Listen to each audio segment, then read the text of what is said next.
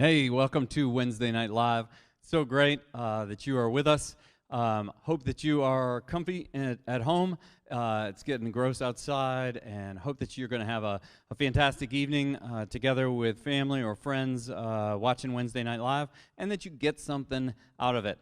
We miss you already. I know this is the second week that we've been online only, and that is less than the real thing, and yet you can still get something great out of this tonight, and we're going to try to have a fun time together, even if we're a little bit apart.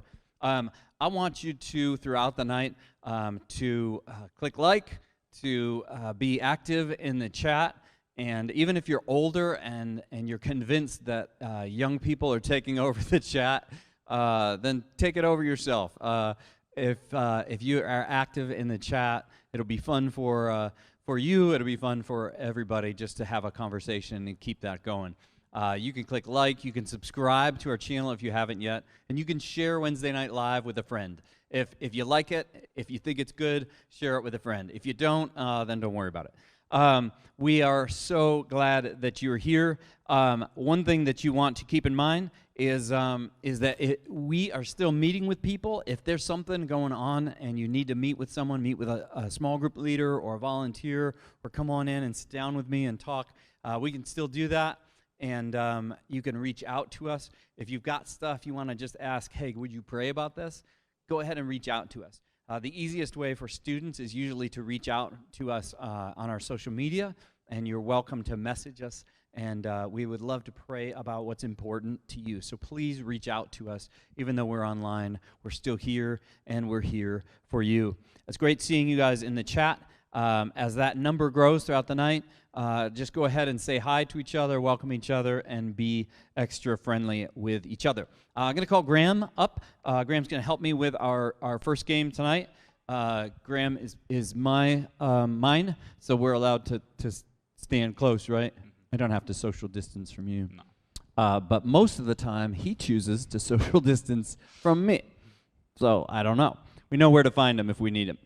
So we're going to play a game, right? Yes. What's it called? It's called Would You Rather. Would You Rather, which is a great name for a game. So we're going to play. We urge you to play along in the chat, right? You can just write your answers in the chat, which one you would rather, and we want to see your answers. So the whole goal is that you play along in the chat, because we're not playing for our health. No. Although I think it's going to be really fun. What's the first question? The first one is, would you rather read an awesome book or watch an awesome movie? Write in the chat right now which one you'd rather do. Graham, what during COVID, have you watched any really good movies? So they put Les Mis on Netflix the other night. Yeah, that was really good. I watched it once. I listened to the soundtrack on the way here, and I'm probably going to watch it in a socially distanced environment tonight. I think it runs in the family, actually. Yeah, love it. Love it. All right, what's the next question? Next one is, would you rather stay in a luxury hotel room for the night, or would you rather camp with just some amazing scenery? Now, when you are in a hotel, what is your favorite hotel to go to? When we were on Times Square, and you could look down and see all the people look like little ants. Oh, yeah. That was really, that was a cool hotel. Yeah, it definitely was. That was definitely neat. All right, what's the next question we've got? Would you rather explore space, or would you rather get your feet wet and explore the ocean? You like what I did there? Which would you rather? I'm gonna have to go space. In space, I'm not worried about a shark coming out to eat me. If I go in the ocean, yeah, no. They're eating people left and right. Yeah, definitely. Crazy. Okay. Would you rather? Your question. Would you rather be the youngest sibling, or if you already are the oldest sibling, if you already are the youngest sibling, would you be the older sibling? Oh. No. Uncle Eric's older than you, so is Aunt Lisa. I know you are the youngest sibling. What do you like about being the youngest sibling? I honestly love that my parents were exhausted by the time it came to me, and so there weren't as many rules, and I got away with a lot more. Yeah, me too. Yeah, yeah. You do. Okay, next question. Would you rather win a lifetime of free Chick-fil-A or a lifetime of free Starbucks? You work at Starbucks. I do work at Starbucks. You too. I knew that. What's your if you could have free Starbucks every day, but you had to pick the same drink day after day, what would your go-to drink be? So it's pretty simple to order. I would get the strawberry frappuccino, but I would add the frap chips to it, the little chocolate chips into it. Ooh. Makes it taste just like a chocolate covered strawberry, but it's in a milkshake form, so you can't beat it. So the frap chips are the secret to easily strawberry frap chips. What's the next question? Would you rather win an Olympic gold medal, or would you win the Nobel Peace Prize? Now, if you chose the Olympic medal and you were to win the Olympic medal, What sport would you win the Olympic medal in? Cross-country skiing. Cross-country skiing. Why? That was because I raced throughout college, and that I wanted to go to the Olympics, but I wasn't good enough to go to the Olympics. Just short of it. Yeah, but it would have been really cool. Did you say the Nobel Peace Prize? Yeah, I'm pretty sure you said the Nobel Peace Prize. I said Peace Prize. Oh, okay. The Peace Prize sounds good. Like you could sell that. Freedom Prize. What's the next? What's the next one? If you had to choose, would you rather live in Antarctica or live in the Sahara Desert? We want to check here in the chat and see what you guys would rather. Trinity is going to Antarctica. Wow, 3 Antarcticas. John, Kyla, Drew, all in Antarctica. Trinity said her room is always as cold as Antarctica. In fact, Chelsea and Lori Carter are the 2 Saharas, and Jack Martin. So far. GHC students, Antarctica 1. Sorry, deserts, you can still visit, but we're all going together. What's the next question? Would you rather be 4'5" or 7'7"? Now, if you could just choose, that doesn't have to be 4'5" or 7'7". What height would you choose? Oh, how tall are you? I am 6'2". 6'3". 6'3". Just a little bit, not too much. The perfect height. Next question is would you rather have a free get out of jail card in case you got in trouble, like I guess really bad enough to go to jail, or would you rather have a key that unlocks any door in the world? Write it in the chat which one you'd rather have. If you had a key that could unlock any door in the world, what store or place would you go to? It might just be another one of our house keys, because I left it inside one time and no one was home, and I was scared to open the garage because I thought the cat was going to run out, and it was really cold, so I just kind of waited. I don't want to do that again, so I'm going to have to go. House key 2. I can get you a house key for free. Okay, what's the next question? Would you rather live on a beach or at the top of a mountain? Beach or a mountain? We're going to take this to the chat again and see what folks are writing. Which would you guys rather do? Live on the beach or live on top of a mountain? Go ahead, don't be shy. John Oliver is on the mountain high. Kyla Richardson, mountain. Drew Harden. Ian Williams is on the beach. So is Lori Carter and Trinity. Most of you guys are on the mountain. Jack Martin is on the mountain. So is Chelsea. I thought it was going to be funny if everywhere that Drew chose, Chelsea chose the other place. You can take the kids to the mountain. I'll be on the beach. Okay, and we've got maybe one more question, 2 more. Would you rather lose your left hand or lose your right foot? This is a tough one. Which would you rather? I'm gonna go foot, because I feel like I could still kind of walk. I can't kind of grab something if I don't have a hand, you know. And piano would be it'd be a little bit more tough. Stump. Okay. So well, thank you for playing Would You Rather. Hope that you enjoyed it. I sure did. Thank you very much, sir. Thank you for having me. Good to see you. Okay, don't go to bed too late. All right, bye now. Cool. So that was Would You Rather. We're gonna move on to something else that we like to call 5 Questions with Jake Riggs. You don't know how right you are, busy man.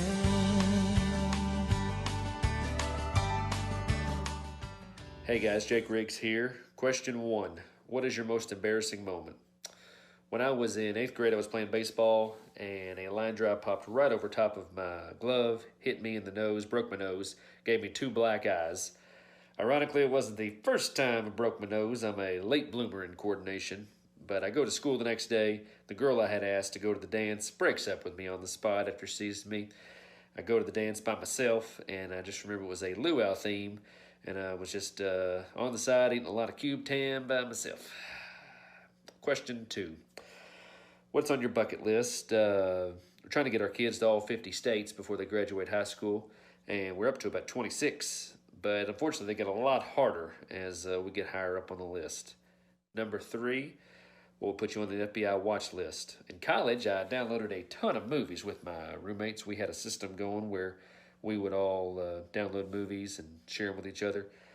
Back then, there was no streaming platform or anything. BitTorrents were the way, and we got caught downloading The Scorpion King, Paramount called and said if we got busted again, they would put us in jail. So that was the last movie we downloaded, and hopefully I'm off any kind of watch list since then. Number 4, what would be on your headstone?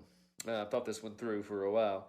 There's a song in the 90s by Billy Ray Cyrus, Busy Man. I'll sing a little bit of it here for you real quick. Have you ever seen a headstone that read these words?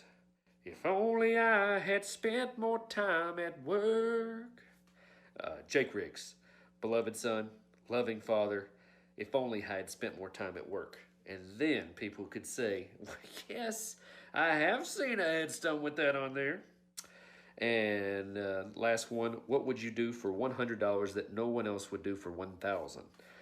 Many things here. I will work on a car for days to try to avoid taking to the mechanic, seal blacktop driveways, concrete work, lots of things. Getting way over my head real fast just to try to save money, but I'm guns hot on jumping into a project. All right, guys, have a super day.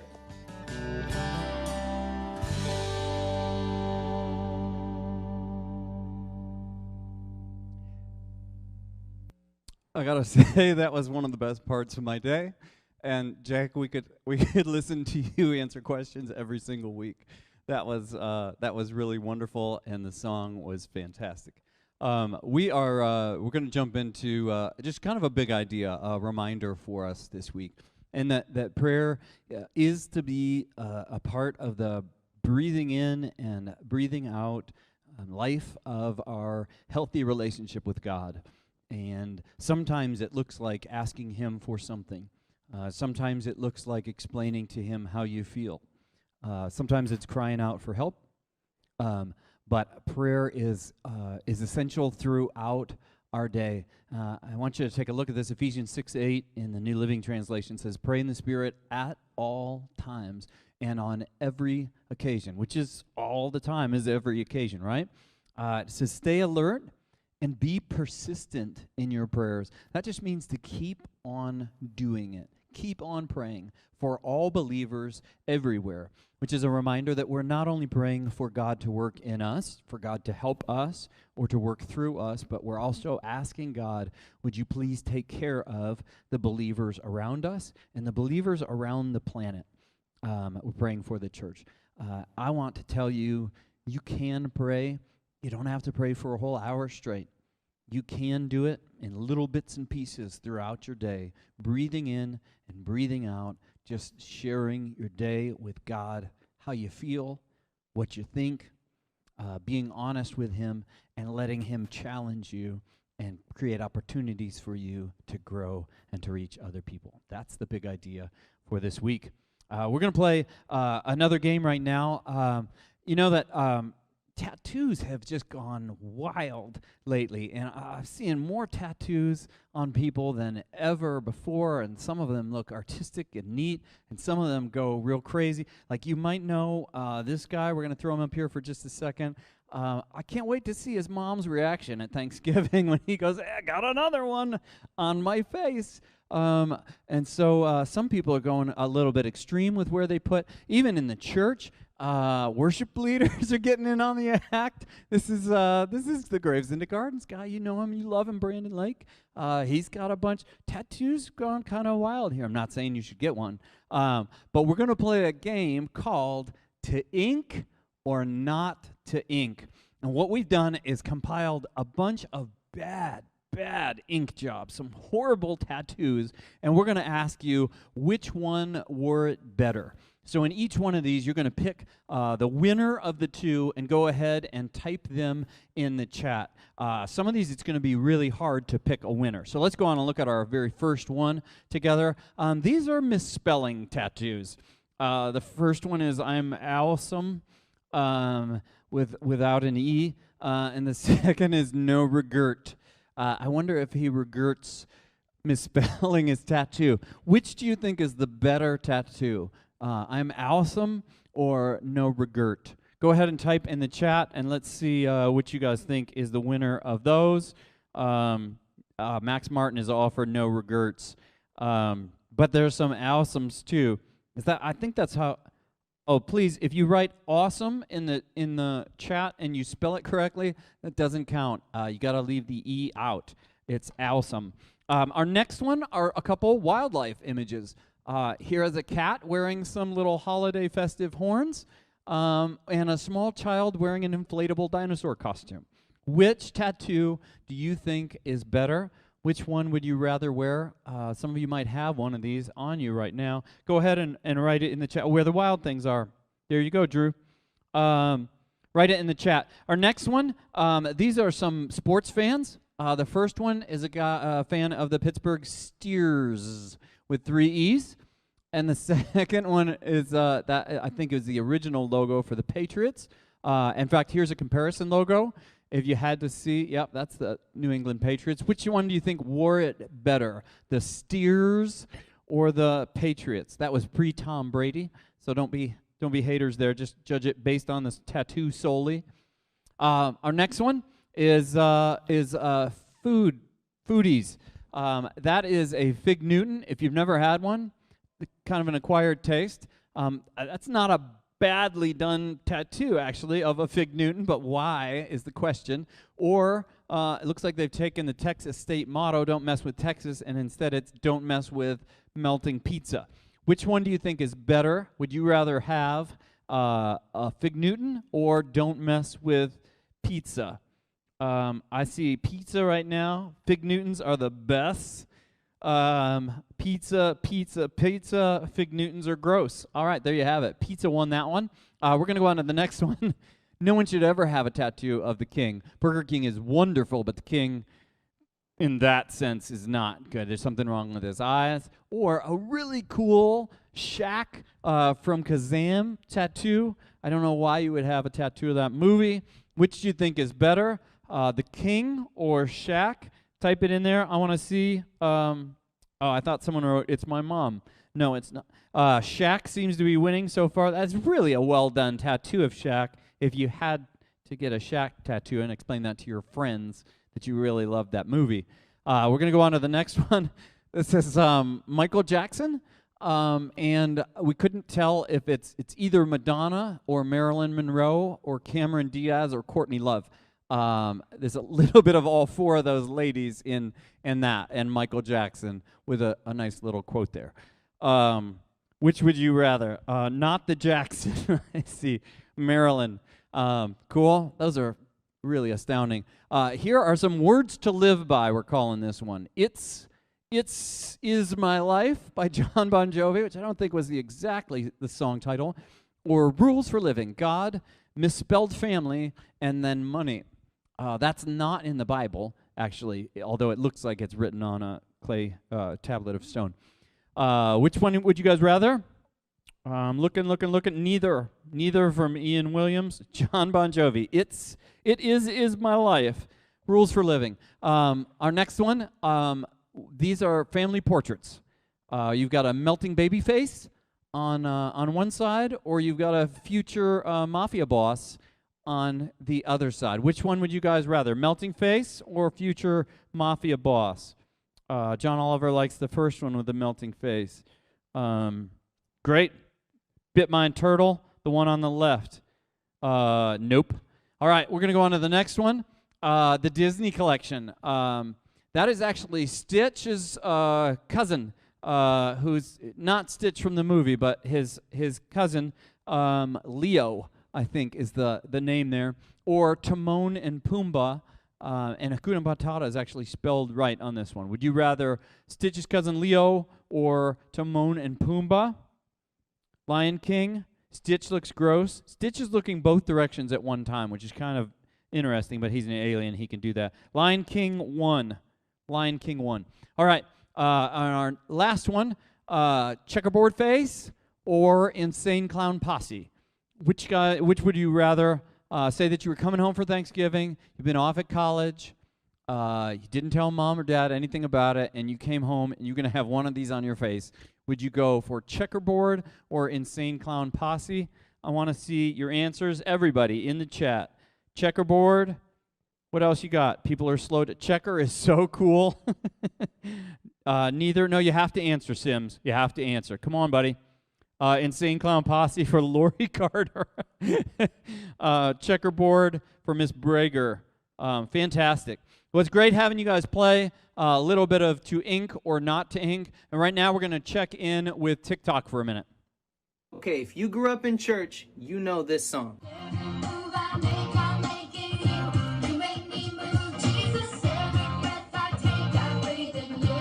Okay, that song's a banger, but I wonder what would happen if that song was made in 2020. Here's what I would do. Step 1, we need a beat.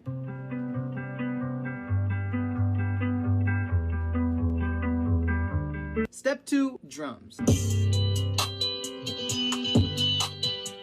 Okay, time for vocals. Every move I make, I'm making you. You make me move, Jesus. Ooh, doo, doo, doo, doo, doo. Okay, that's pretty much it. And we're done. Every move I make, I'm making you. You make me move, Jesus. Every breath I take, I'm taking you. Every step I take, I'm taking you. You find my way, Jesus. Every breath I take, I breathe in you. Oh yeah. Waves of mercy, waves of... Hey guys, it's so good to see you participating in the chat. We're really sad that you're not here, but we are so glad that you decided to join us tonight. So, word is that you guys went back to NTI, which we don't know how we feel about that, but we can make the best of it, right? Yeah. So online school is a bit overwhelming. We see you and we understand when you look at all those assignments that are piling up and everything that your teacher wants you to do and you haven't seen your friends and you're in the same space for so long, it can be really overwhelming and exhausting. But we can always trust in a big God that has our back. One of my favorite things to do when I'm feeling overwhelmed is to pray, like Clark was talking about earlier. The second thing, I worship. God gave us the gift of being able to worship him, and so you can just turn on your music, turn it up real loud, and sing to him, and just surround yourself with his praise. So tonight, we're going to do that. I want you to turn your volume up. You can stand if you want to, and I want to hear you singing as loud as you can. Put those worship hands in the chat while we worship our great Lord.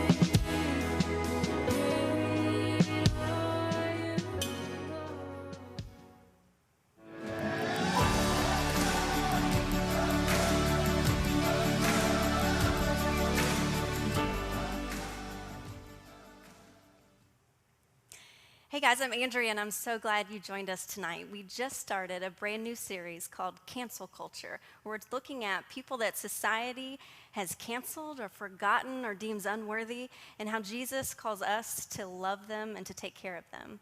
Tonight, we're talking about loving people who are in need. So right now, pretty much the whole world is in virtual mode, right? We have virtual church, we have virtual school, you might have virtual work. Have you had the opportunity lately where you've been faced with helping someone with their technology that's not working right? Like maybe at home you've had to help your parents post something on social media, or a grandparent, or maybe you're doing virtual school and you also have younger siblings in your house doing virtual school, and you're having to help them at the same time you're trying to do your own schoolwork. The first question or two, you're happy to help. But after the 5th and 10th and 15th plus time, you are over it. You have your own work to do, and they keep interrupting you, and you're so annoyed, and you're tired, and you're busy. Sometimes we're happy to help people, sometimes not so much. And that's just a small example of where we might be faced with the decision to help somebody.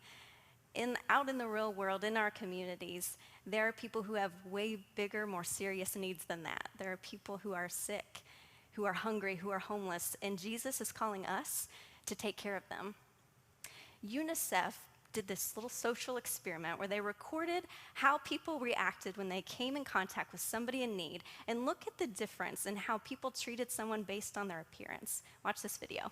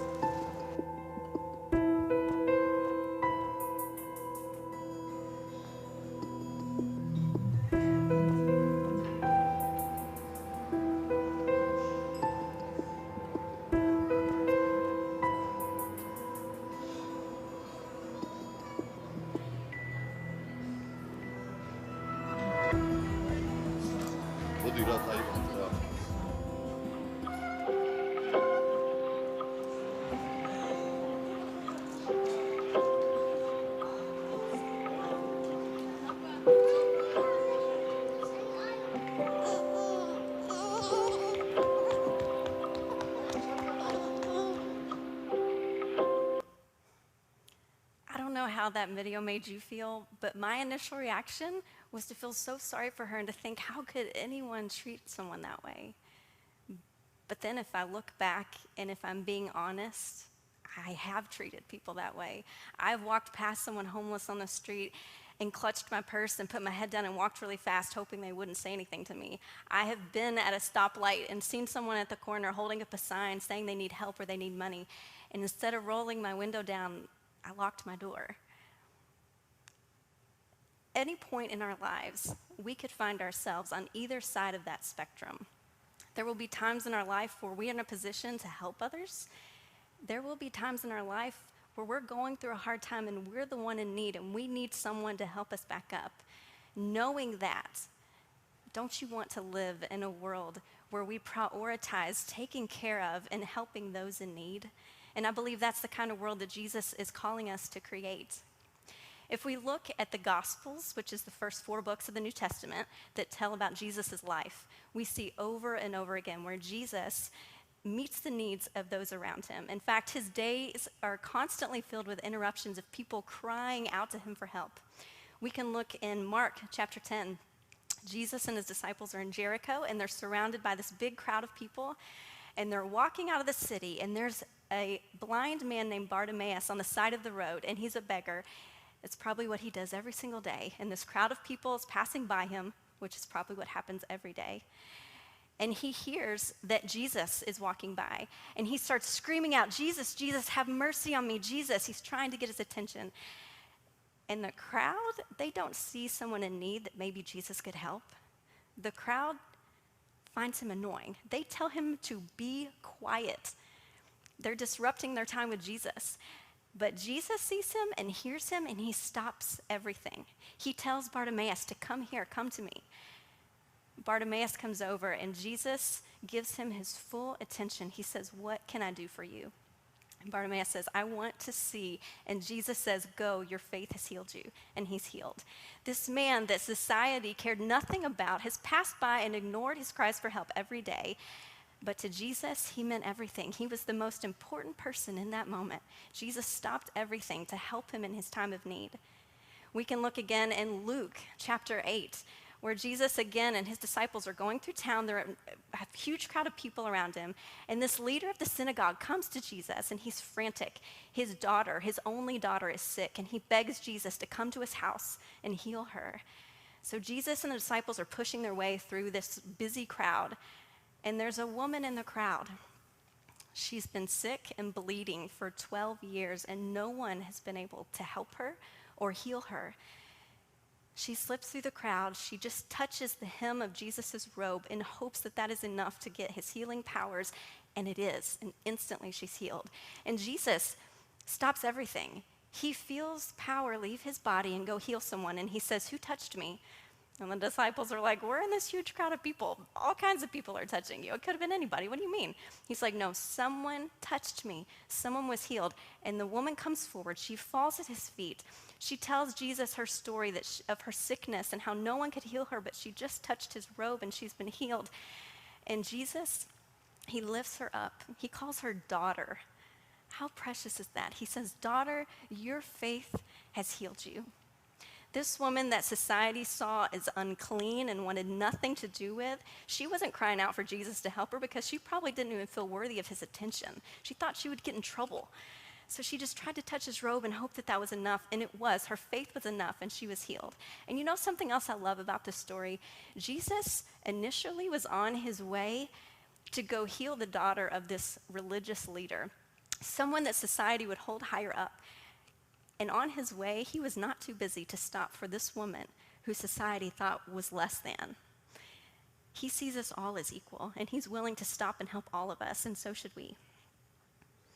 Jesus didn't just show us what to do through his actions. He also talks about it.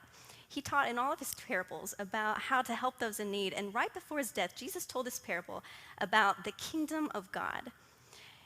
He uses 2 animals in this example, the goats and the sheep. So goats are pretty independent animals. They just kind of stick to themselves and do their own thing and wander around. Sheep are known for staying in a herd. They like to be together like a little happy family, take care of each other, and they're all safe together, right? So keep that in mind as we read this parable from Matthew 25.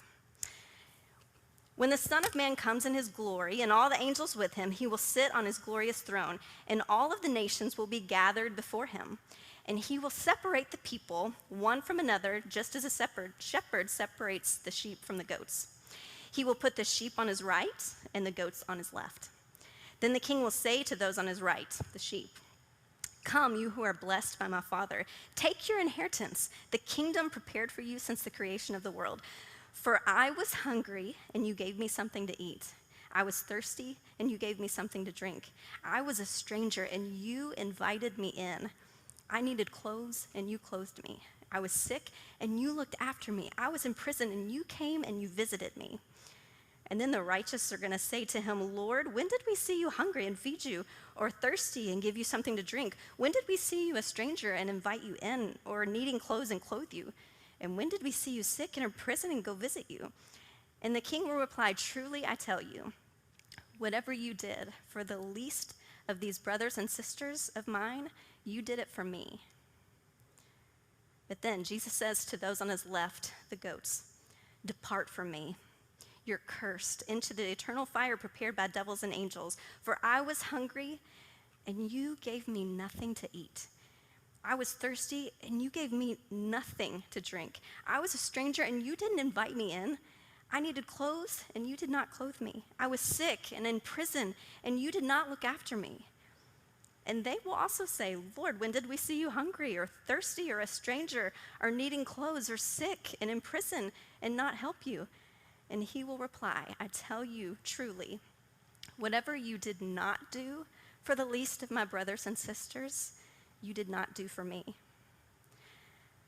So how does Jesus judge between the sheep and the goats? Who is righteous and unrighteous? Who is worthy of the kingdom of God and who's not?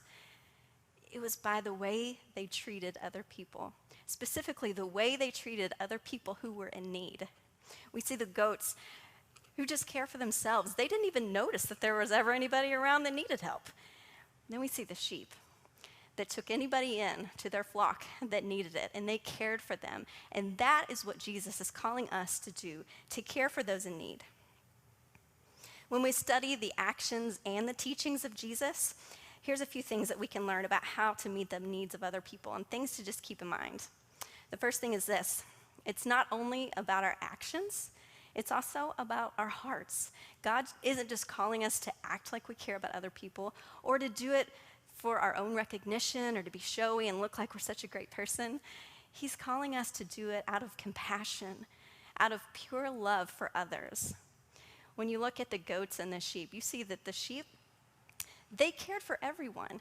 And they didn't, even when Jesus gave them all this recognition and said, "You did this and you did that for me," they weren't like, "Well, it's about time somebody gave me that recognition." No, they were like, "When did I see you in need? When did I see you hungry or thirsty?" Because it was like second nature to them. They didn't think anything of it. And that's how it should be for us, that it's just normal, part of our life, to just gather people into our herd and take care of them and love them. Second, it's not only about loving others, it's also about loving God. In the parable, God says, "Whatever you do for the least of these brothers and sisters, you've done for me. And whatever you didn't do for the least of our brothers and sisters, you did not do for me." When I think about locking my doors when I see someone in need, and I put it in that perspective that I locked the doors on Jesus, wow, how convicting is that?